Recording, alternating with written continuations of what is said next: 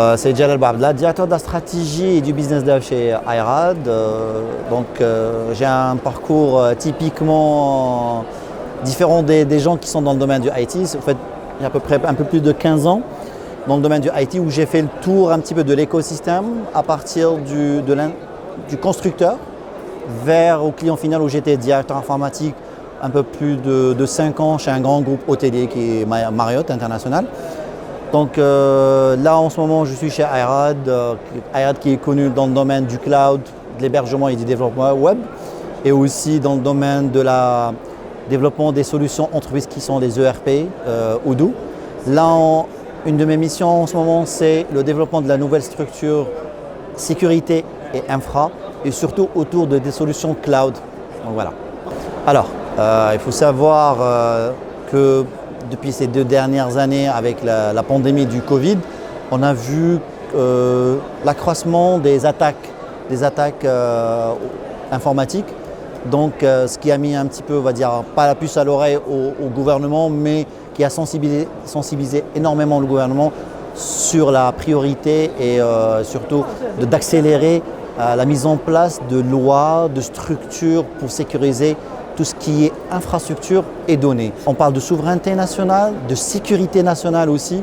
Il faut savoir que la sécurité informatique, c'est un point primordial au niveau des pays développés et même au niveau des pays en voie de développement. Il faut savoir que le numérique maintenant n'est plus une activité support, mais c'est une activité transverse. Elle existe dans toutes les activités, que ce soit éducation, militaire, agriculture, finance. Donc si on touche, si on pirate, s'il y a une infrastructure qui est piratée ou il y a une faille, voilà, directement tout passe.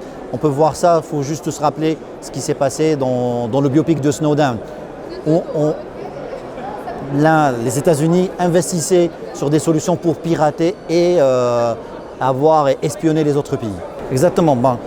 Je pense que en ce moment, on voit beaucoup d'efforts au niveau du gouvernement pour s'ouvrir aux autres pays et surtout aux pays d'Afrique. Donc, c'est un de nos objectifs aussi pour IRAD, c'est de proposer nos solutions, nos services pour les pays africains et pourquoi pas nouer des partenariats solides et essayer de ramener de la devise pour l'Algérie. Parce qu'on sait qu'on a une certaine infrastructure qui est déjà prête ici en Algérie, donc on est prêt à proposer à ses partenaires de travailler sur nos infrastructures. Ça, c'est de 1. Deuxième des choses, c'est de proposer du service. Il faut savoir que IRAD, elle est forte de 60 collaborateurs, dont les 2 tiers sont des ingénieurs techniciens. Donc, plus des 2 tiers, c'est du tech. Donc, on peut aller vers des solutions comme on appelle de l'infogérance, à la vente de services, à faire du managed services. Donc, en ce moment, IRAD veut aller vers ce côté-là, donc proposer l'expertise IRAD et l'expertise algérienne. Alors, on connaît tous que le Digital African Summit, c'est l'ancien Algérie 2.0. On voit qu'il est passé du mode chenille vers le mode papillon, si j'ose dire.